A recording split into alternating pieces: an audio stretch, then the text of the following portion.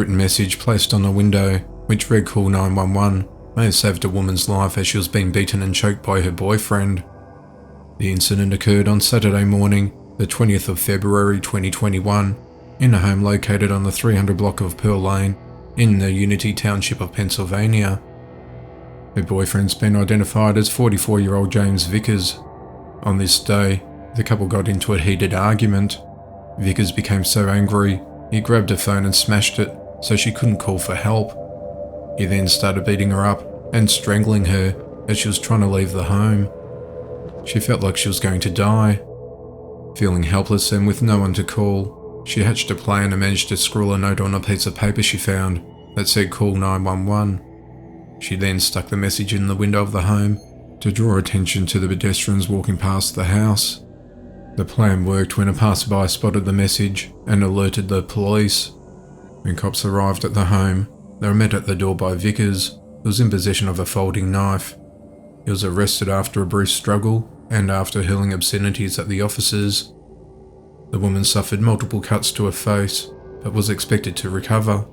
Police said they found methamphetamine and other suspected narcotics at the house.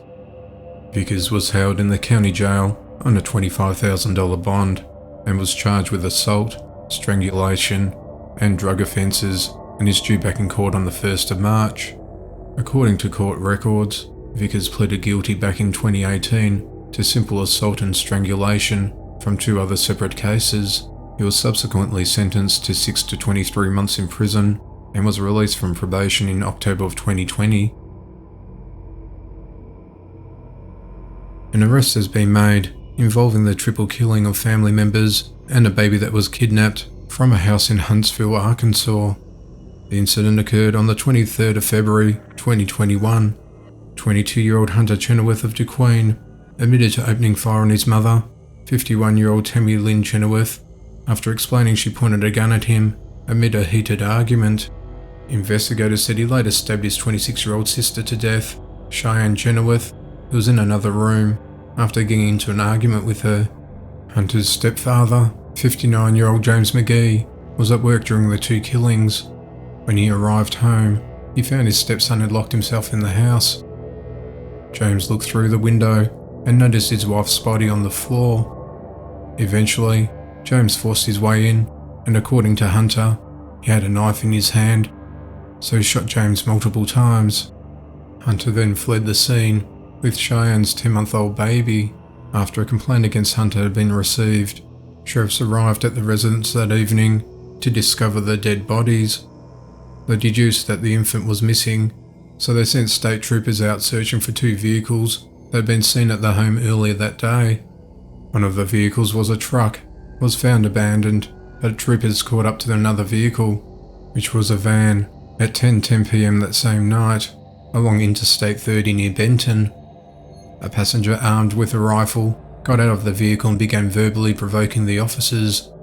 Other troopers moved in from behind, handcuffed and arrested Hunter. The driver of the van was a 25-year-old woman from DeQueen. The baby was also in the van. Police said the woman was questioned and released. The child was placed into the care of the Department of Human Services.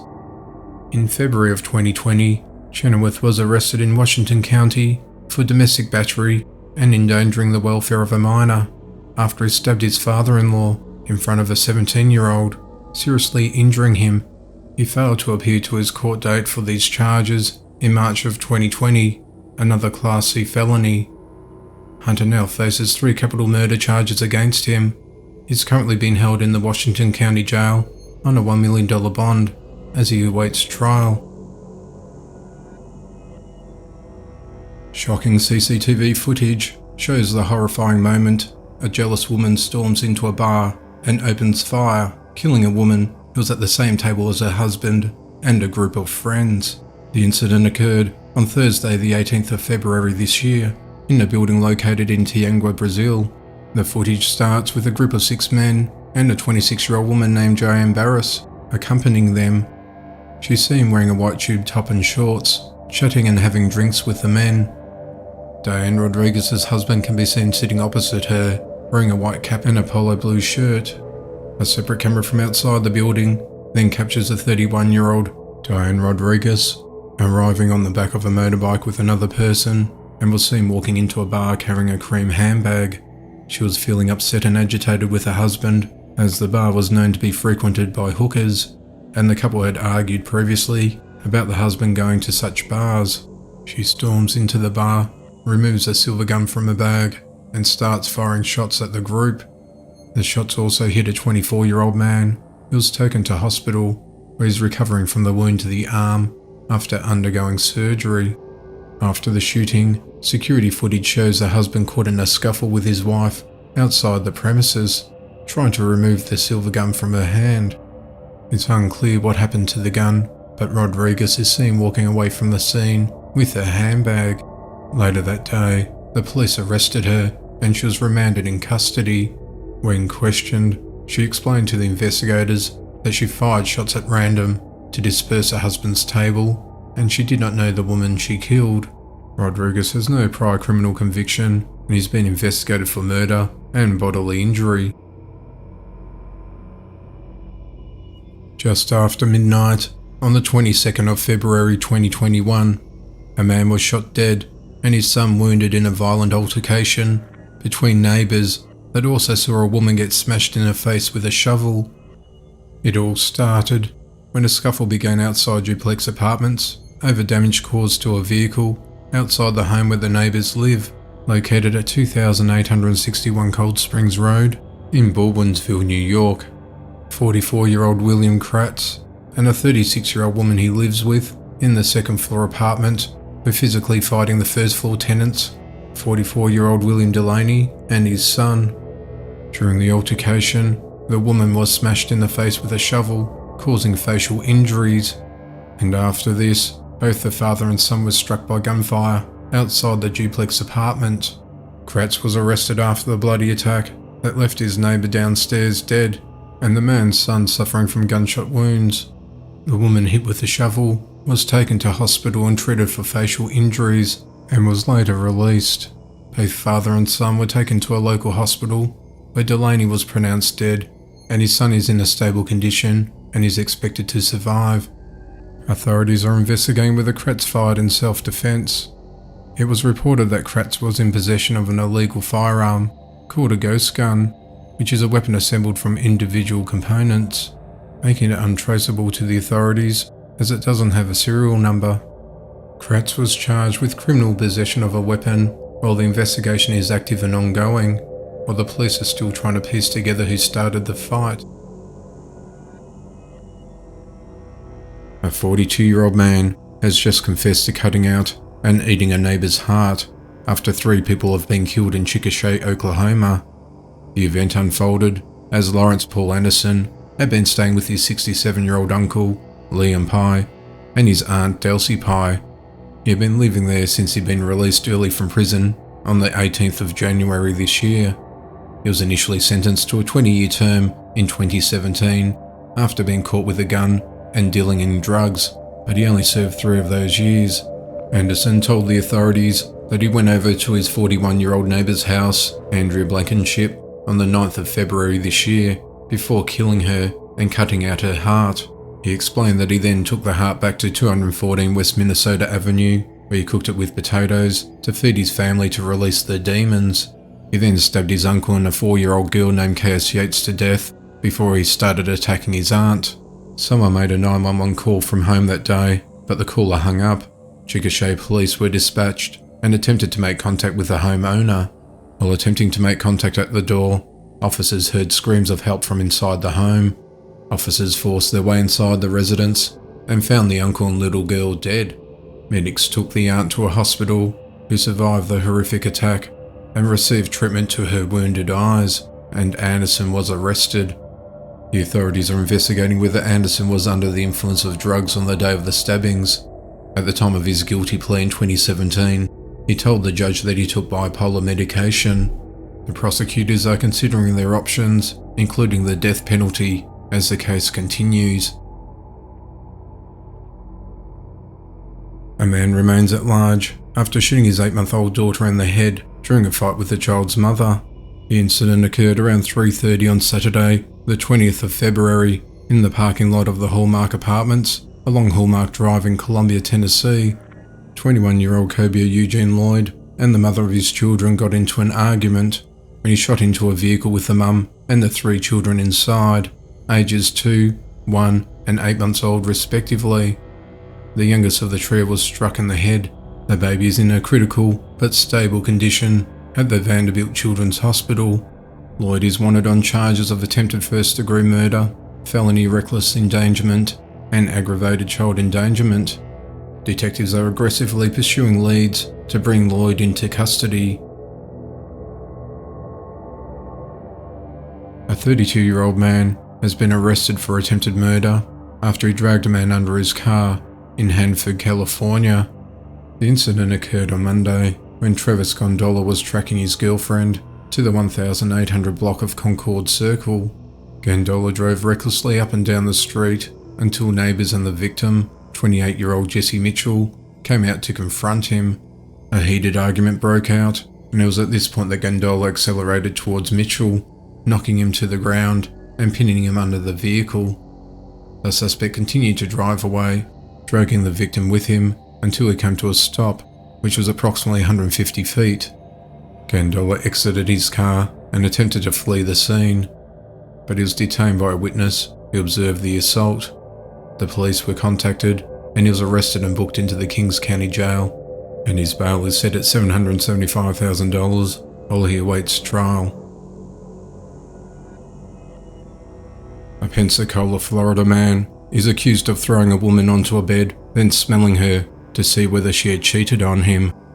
34-year-old Walter Medina was arrested on Thursday, the 11th of February 2021, and has been charged with striking the woman and lewdly assaulting her. According to an arrest report, the victim said Medina confronted her about 1 p.m. that day and accused her of cheating on him. The victim told police that after they argued, Medina then wanted to verify that she'd been unfaithful. The victim stated that Medina threw her onto the bed, removed her pants and underwear, and began sniffing around a private region. Medina left the premises, and when he returned later that night, he allegedly struck the woman, according to a police report. The victim then contacted the authorities, who then arrested Medina when he attempted to flee the home. Medina is currently being detained in the Escambia County Jail without bail and will appear in court on the 4th of March. A man who walked into a Fort Lauderdale, Florida KFC restaurant and started begging a customer for some food has been punched and stabbed in the head instead. The customer now faces charges for attempting to take the man's life. The incident occurred around midday on Wednesday the 24th of February 2021, when the victim, whose name remains undisclosed, approached the 27-year-old Brandon Pearson inside the fast food chain located at 401 West Broward Boulevard and requested some food. Pearson became upset and angry at the man's request. Both men then started cursing and hurling insults at each other within the restaurant. Punches were thrown when an employee got in between the two at the doorway to try and stop the fight. Pearson was inside and the victim was outside the restaurant.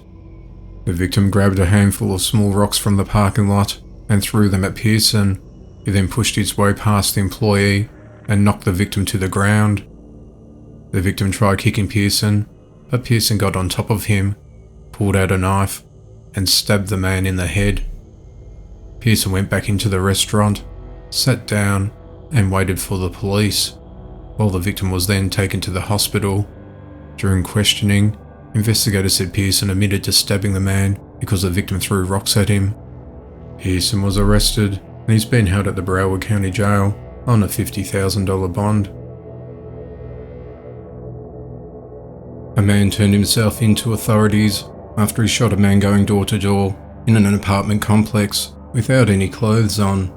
The incident occurred on Wednesday the 24th of February 2021 at around 8:45 a.m. outside the Sunshine Garden Apartments in Miramar, Florida. The police have not disclosed the identities of the shooter or the victim, but it's reported that the victim is currently in a critical condition. Before the man was shot, he was going around the apartment complex, knocking on doors, waiting for the residents to open the door. He will then point to his private parts and say, "You want some of this?" A new tenant of the complex, Destiny Williams, said the unclothed man came knocking at her door. She said the crazy encounter took place about 15 minutes prior to the man being shot. Residents also said that he was carrying a Bible with him on his journey through the complex. Authorities were already on their way prior to the man being shot, based on a number of reports of a man walking around the Pembroke Road area, devoid of all his clothing. First responders arrived, took the victim to the Memorial Regional Hospital. Shortly before a man phoned 911, claiming to be the shooter responsible. He turned himself in to police and was detained and questioned. Investigation into the matter continues. A police officer that provided security at a New Orleans, Louisiana high school basketball game passed away after being shot by a man who was refused entry during a mask-related dispute. The incident began around 6:15 p.m. Friday night on the 26th of February 2021 at the 3000 block of Higgins Boulevard, when 35-year-old John Shellahorn wanted to gain entry into the George Washington Carver High School event, but was declined from doing so by an employee who was checking temperatures and ensuring that everyone who attended were wearing face masks. Shellahorn argued with the school employee and a physical altercation followed before 38-year-old Tulane University police officer Martinez Mitchum intervened to break up the fight. As Mitchum escorted Shellahorn off the campus, Shellahorn pulled out a gun and shot him twice in the chest. This sent the crowd and players dispersing. Deputies present at the game arrested Shellahorn after he surrendered immediately and placed his gun on the nearby set of stairs. Paramedics rushed Mitchum to the University Medical Center, where he succumbed to his injuries. It was discovered that just prior to the shooting, Shellahorn robbed a chain from a 39-year-old man sitting in the car in Carver's parking lot that evening. Shellahorn approached the victim while brandishing a gun. During the arrest, the chain was found on Shellahorn and was identified by the victim as the robber. During questioning at the New Orleans headquarters, Shellahorn admitted to shooting Mitchum. Shellahorn was held in custody without bail on counts of murdering a police officer and has also been charged for armed robbery. If he's found guilty, he faces the prospect of life imprisonment or even the death sentence for taking the police officer's life as he awaits trial. A Middletown, Ohio mother has been charged with murder of her son after admitting he was killed and then dumping the body into a river. On a Sunday morning, on the 28th of February 2021, 6-year-old James Hutchinson was reported missing by his 29-year-old mother, Brittany Gosney, and her 42-year-old boyfriend, James Hamilton, when they attended a police station. After questioning the couple, the pair fessed up to the police and told them that James was killed in Preble County a few days ago. They explained that Gosney drove James and two of his siblings to Rush Run Park on Friday evening, where she intended to abandon them. Gosney placed James outside of her car, and as he attempted to get back into the vehicle, she drove off at a high rate of speed, dragging the child for a distance. She then left the park, but returned about half an hour later and found James in the middle of the parking lot dead with a head injury. Gosney put his body in the car with her two other children and drove back to Crawford Street, Middletown, where they live. She then dragged his body to an upstairs bedroom at their home and kept it there until Saturday night, while the couple waited until the kids fell asleep. They then took James's body to the Ohio River, where they tossed him over the bridge and into the water below. Investigators searched for James's body along the riverbanks on the 1st of March, but failed to recover anything because of the high water levels. Gosney has been charged with murder, abuse of a corpse, and tampering with evidence. Hamilton faces charges of abuse of a corpse and tampering with evidence. Gosney's bond was set at $1 million, whereas Hamilton's was set at $100,000. The two children, who are second graders, have been placed into foster care. Gosney has a fourth child, but has previously been removed from her home. Disturbing CCTV footage shows a brutal attack on a 60-year-old woman in an attempt to steal a purse at a Brooklyn subway station in New York. The incident occurred at 4:30 p.m. on Sunday the 21st of February this year. Inside the 86th Street North station, The female suspect is seen grabbing the 60-year-old female victim from behind while she was using a MetroCard machine. The video shows the unidentified attacker taking the woman to the ground, dragging her, using all of her force while trying to snatch the purse from her. As she proceeds to punch and kick the woman, the victim steadfastly holds onto her purse, refusing to give up. A couple of commuters are seen passing through the turnstiles as she's been dragged along the ground. The victim suffered bruising and swelling to her face and body, but later receives hospital treatment. The attacker fled the scene empty-handed on foot and enters a fried chicken shop a couple of doors down, where she's seen on another security camera. She changes her clothes, and she's seen breathing heavily through her mask, out of breath, and while clasping onto a rolled-up blue hoodie. She cuts the line of more than a dozen people and demands a plastic bag, which they give her. She then places the hoodie she was wearing before into the bag before fleeing on 86th Street. Late Wednesday night, on the 24th of February 2021, a man was arrested after police received a call from a woman saying that her 23-year-old husband, Jose Luis Mears III, was trying to bury her alive in sand along a beach in Coronado, California. The couple came to the beach earlier that night and at some point got into an argument. The argument escalated to the point where the man started to attack his wife and repeatedly kicked her. He then tried dragging her into the ocean and then took her near a lifeguard tower and attempted to bury her in a hole in the sand. The 911 dispatch centre received a call just prior to 9 PM to respond to an urgent call of a woman who was assaulted along the beach at 900 block of Ocean Boulevard. When dispatchers arrived, Mears had fled the scene and they found the woman badly injured on the sidewalk. The woman was then taken to the local hospital where she was treated for non-life-threatening injuries. Mears was found by police a short time later, hiding in the backyard of a home in Alameda Boulevard. Mears was a parolee, previously convicted for carjacking and burglary. He was arrested and charged with attempted murder, assault causing great bodily injury, domestic violence, false imprisonment, and violation of parole.